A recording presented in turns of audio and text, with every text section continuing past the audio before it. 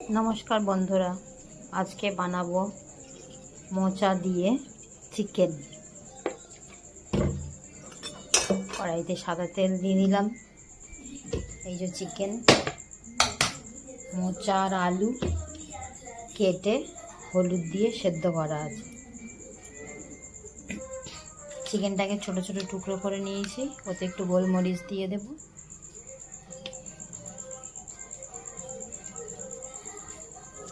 গোলমরিচ দেওয়া হয়ে গেছে, মাখিয়ে নেব।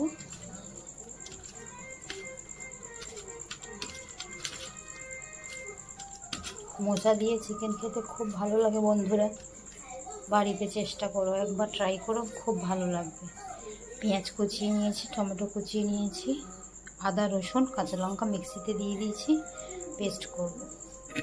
কড়াইতে তেল গরম হয়ে গেছে বন্ধুরা, একটা শুকনো লঙ্কা একটা তেজপাতা দিয়ে দেবো। গোটা গরম মশলা নিয়েছি, দিয়ে দেব। পেঁয়াজগুলো কোচানো আছে, ওগুলোও দিয়ে দেবো।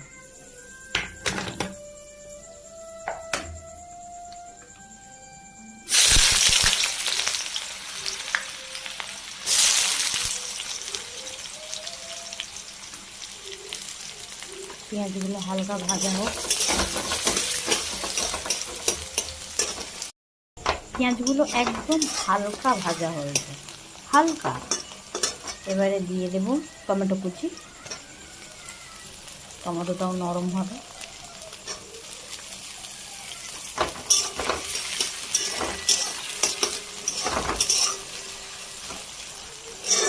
আদা রসুনের পেস্ট করা হয়ে গেছে, আদা রসুন আর গাছে কাঁচা লঙ্কা হয়েছিল সেইগুলো।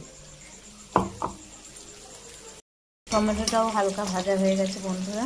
এবারে আদা রসুন টমেটোর পেস্ট, এই আদা রসুন কাঁচা লঙ্কার পেস্টটা দিয়ে দিলাম, নাড়িয়ে নেব।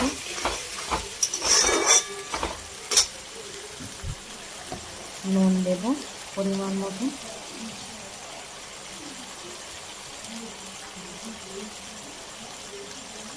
হলুদ দেব,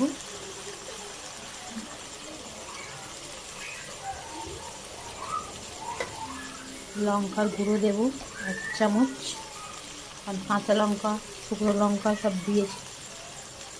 জিরের গুঁড়ো দেব পরিমাণ মতন।